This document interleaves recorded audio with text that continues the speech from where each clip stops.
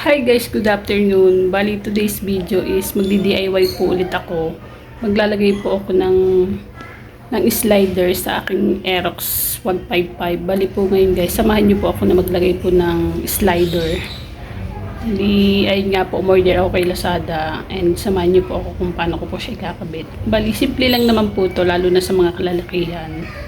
Pero para po sa aming mga lady rider is, kung kaya niya is kaya rin po namin.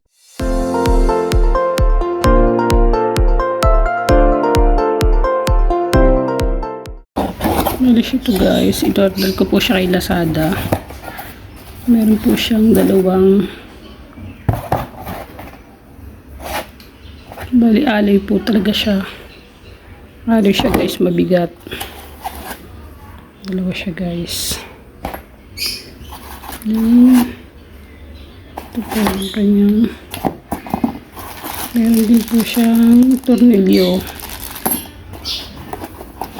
Ito ko ng kabitan. Ayan guys, samahan niyo po ako na i-asip po natin to sa aking Aerox kay Blake. Bali guys, dito ko po siya ilalagay. Slider. Ito po ang aking tools.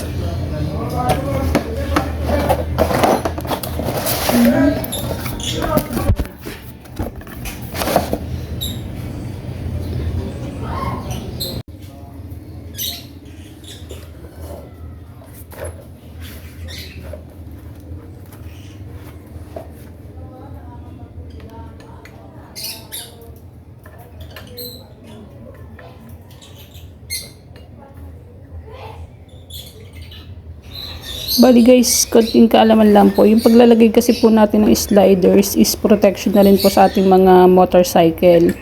Just in case or hindi naman po inaasahan na matumba ka, halip na basag po or magkaroon man ng damage yung iyong flarings, is isa po tong sliders na nagpo-protection sa ating motor lang guys.